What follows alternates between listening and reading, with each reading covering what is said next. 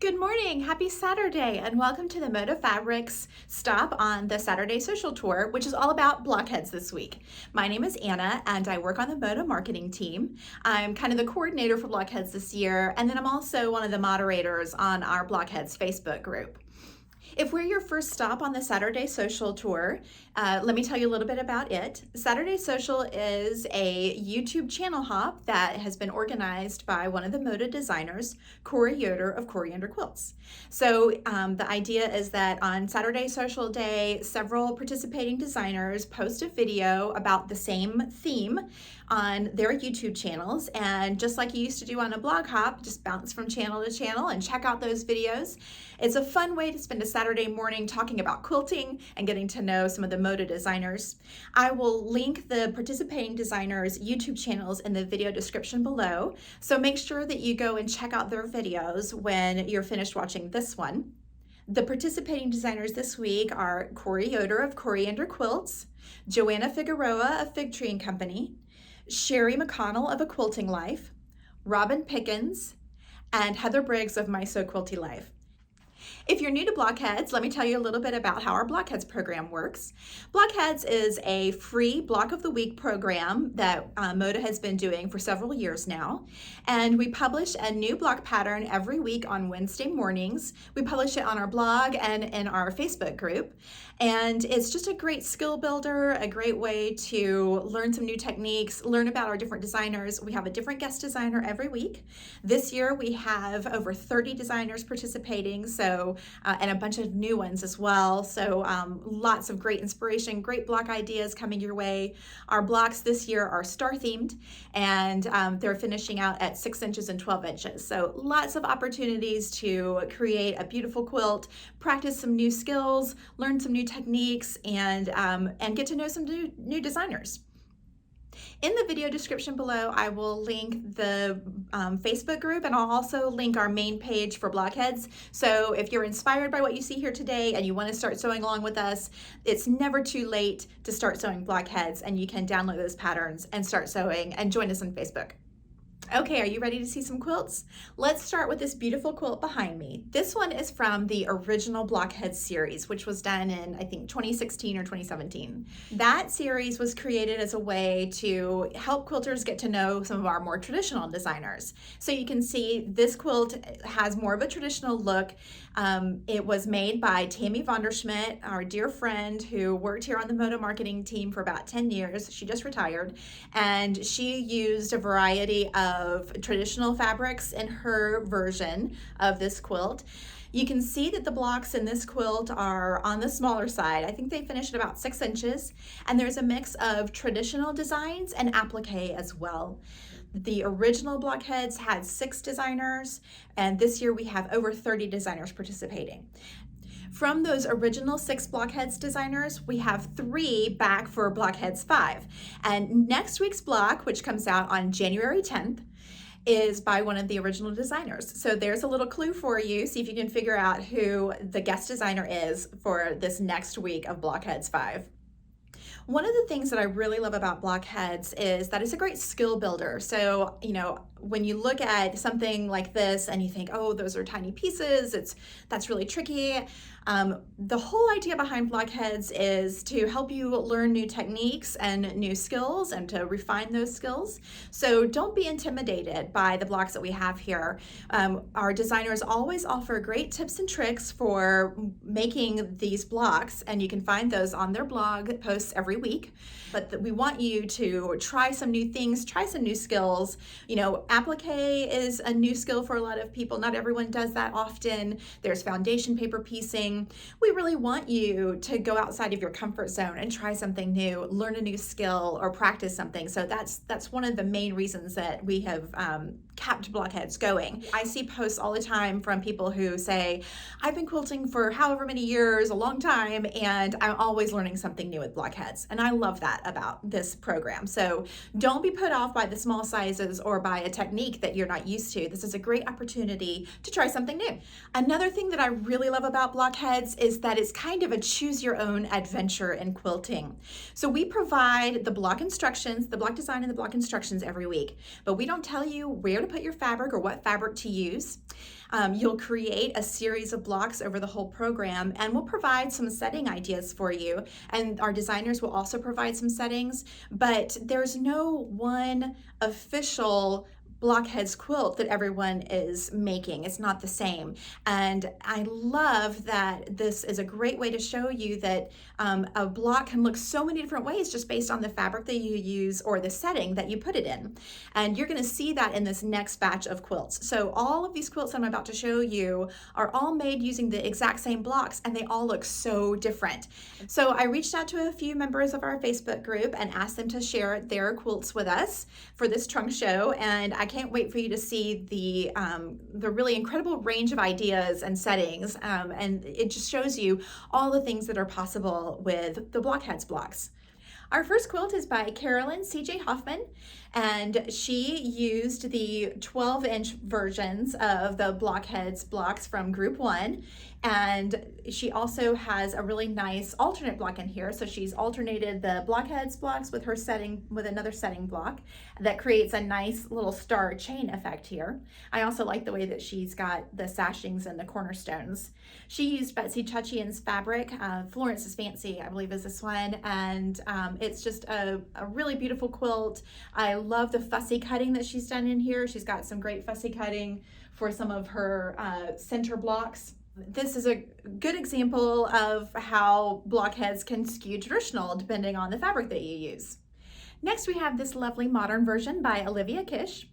And you see it's the exact same blocks as in CJ's quilt, but it has a totally different look just because the fabrics are different. So Olivia has also used the 12-inch blocks, and she's created another alternate setting block as well, so to give an Irish chain effect here. So she's got her blockheads and then a setting block and then a blockheads block again. And will love her fabric placement. She's done a great job fussy cutting to pull out some of the different elements of this really cute fabric. This beautiful quilt was made by Denise Timothy. Again, same blocks, totally different look because of her fabric placement and fabric choices. She's using these really soft solids, and her fabric placement is absolutely gorgeous. We love the colors that she's used here for her quilt.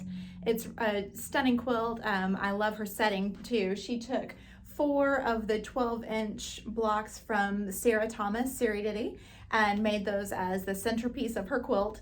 And she's mixed. This is the first time we've seen the 12 and the 6-inch blocks in one setting. So definitely take a look at her full quilt. It's beautiful. And again, now we've seen 3 quilts that look totally different. Each one looks totally different, all using the same blocks. Next up, I've got a few Christmas quilts to show you. We had structured the first part of Blockhead so that if someone wanted to finish up a quilt in time for the holidays, they could do that. And so we had several folks make Christmas themed quilts using Christmas fabrics or Christmas colors. First is this quilt by Allison Dale. She's a member of the Moda marketing team as well, and she's on our Facebook group, and you've probably seen me post her pictures to Instagram and Facebook over the course of Blockheads. So she made a Christmas quilt, and she's got an Irish chain setting for her version as well, and her instructions for making that setting are on her blog, so I'll link that in the video description below, so you can, if you want to make a quilt like this, you can use her instructions. So thanks, Allison, for doing that. I love her use of Christmas fabrics, or like kind of novelty, fun Christmas fabrics in there, and she's got some Moda basics as well. And she did a really fun little thing for the applique. She used a tiny little yo-yo instead of an applique circle for the holly berry on that star block from Sarah Thomas. This lovely quilt was made by our friends at Boxcar Quilts here in North Texas, and they've used more traditional fabrics for their version of their Christmas quilt, and a mix of the 12-inch and the 6-inch size blocks. I really love the fabrics that they've chosen, and they've got a really fun little snowball block setting here, but they've got they've arranged all their blocks kind of in a center medallion sort of setting. So I think they have information on their setting on their website or on their social media, so you can check them out. But beautiful quilt by Boxcar Quilts using traditional Christmas fabrics. This lovely quilt is by Crystal Hardacre. She's used some more modern, fresh Christmas fabrics for her blocks. And she's used the 12-inch blocks with a straight sash setting. But what really caught my eye about Crystal's quilt was this really fun border that she's created all the way around the quilt. It just frames the whole thing so nicely. And it really pops when you look at the whole quilt. So it's a beautiful job by Crystal.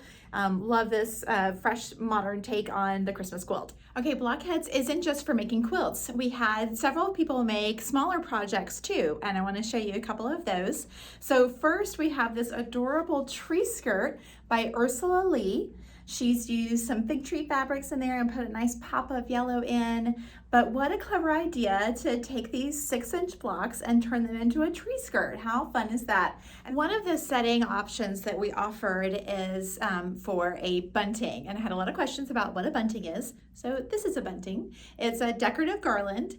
And I just thought it would be a really fun way to show off those 6-inch blocks. Stay tuned. After I'm done with the trunk show, I'm gonna do a demo and show you a few steps for making the bunting. So stay tuned for that demo coming up next.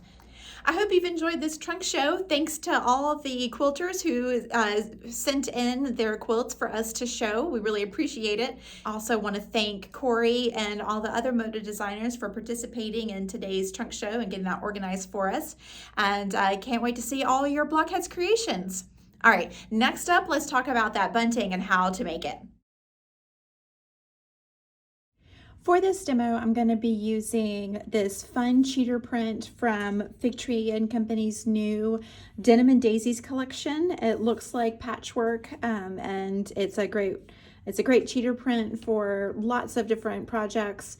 And so I'm going to use this as well as a layer cake of the Denim and Daisies wovens. So I'm going to make my pennants, the little triangles, out of the woven, and I'll use this to kind of replicate the patchwork blocks. The pattern itself calls for the 6-inch blocks from our first group of blockheads, or any 6-inch blocks that you like, but in this second group of blockheads 5, we're going to continue making the 6-inch blocks.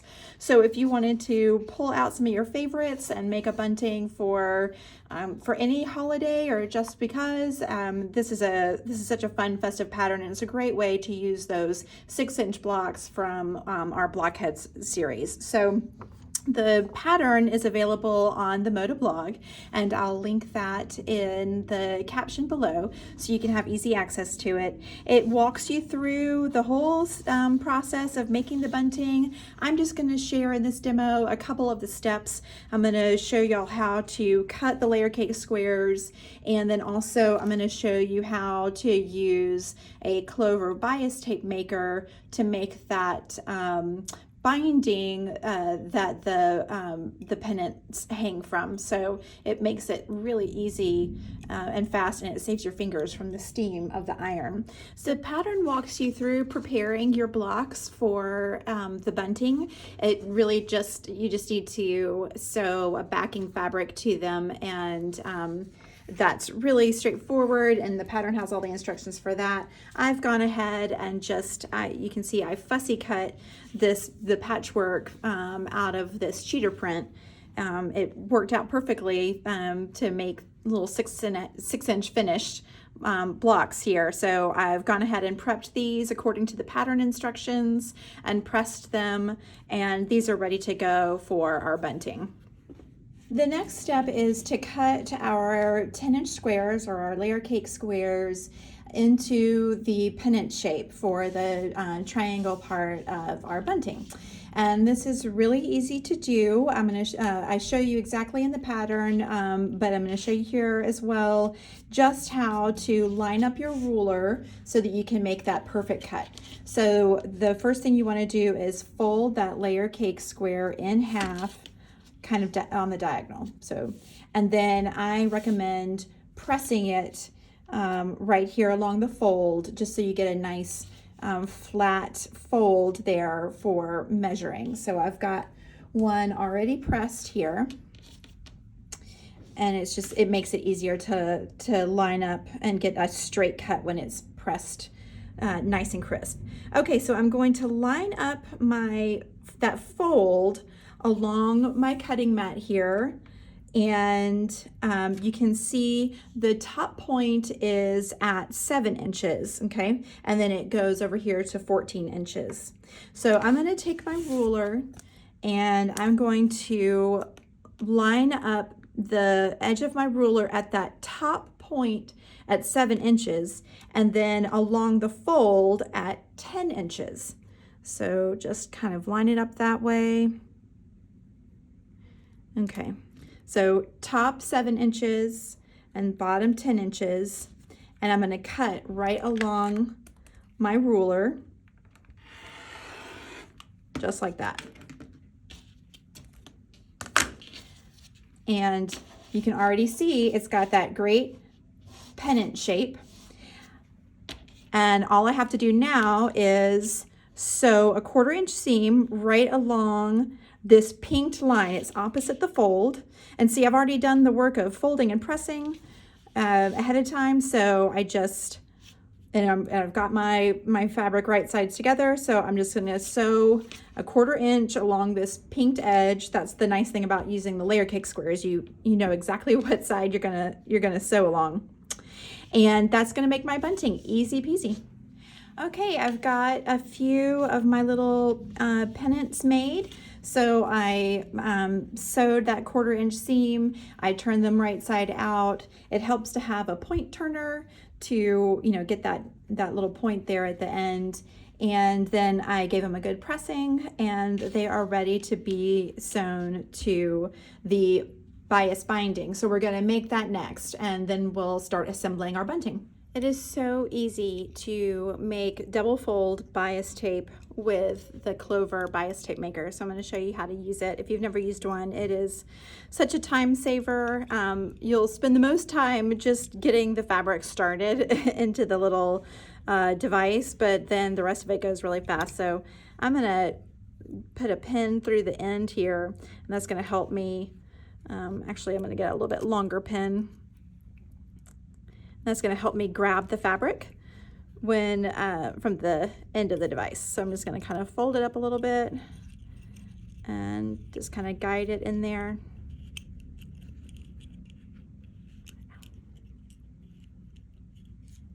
Don't stick yourself. And then pull it through.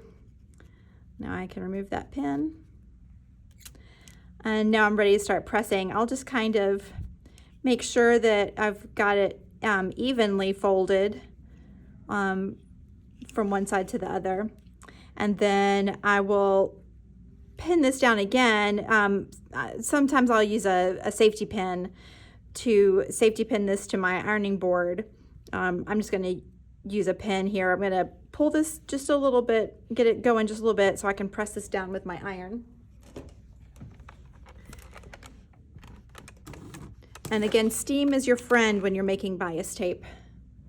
So you want to have that steam going.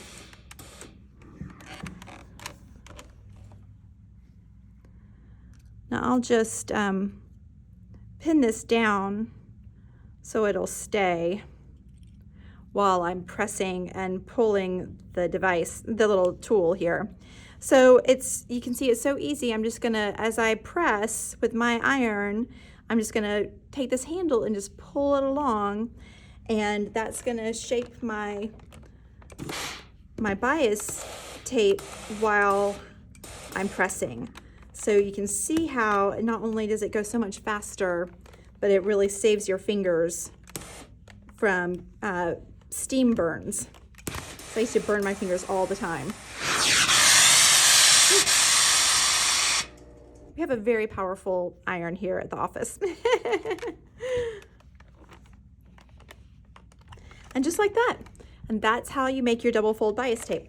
Now, for the purposes of our bunting, we don't need to fold it in half again. Of course, if you were making true double fold bias tape, once you had folded pressed the two sides together, here, you need to fold it over one more time, and there's your double fold, and press again. We will do that later, but right now this is exactly how we need it to be to add our blocks and pennant triangles for our bunting. So we can just leave it just like this and start assembling our bunting, and we'll fold this over and press it again a little bit later. Okay, now we've got our binding done, and that took no time at all because we used that Clover binding maker, and it goes so fast. So now we're ready to start assembling the bunting itself.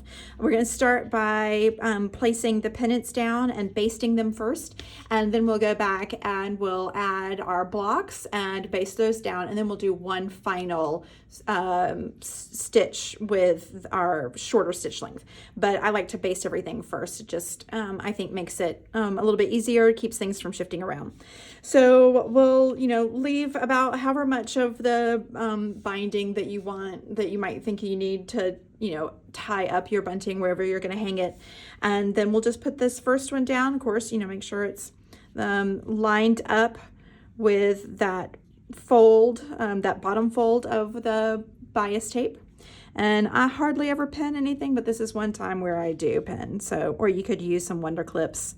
I'm just going to pin that down and help keep it in place when I'm basting it. And then I'm going to put the next pennant about 2 inches from the first one. So this is where it's handy to do it at your cutting mat, because you can just use the spacing there to help you gauge it. And we're just going to go down and add all of our pennants and baste them, and then we'll come back and add the blocks. Okay, I've got my pennant shapes basted down. Now it's time to add my blocks. So I'm gonna just layer these on top of the pennants, like centered between centered between 2 pennants. And once again, I'm gonna line up that raw edge with the fold here in my bias tape, because once I stitch these down, we're going to come back and fold this binding over and stitch it down that way. So just kind of, it should center up pretty nicely. Just kind of eyeball it a little bit, and again, I'm going to pin this, and I'm going to baste it first just to get everything where I want it to be, and then I'll go back and do a nice clean stitch. But I'll just go along and kind of center up. Let's center up another one here.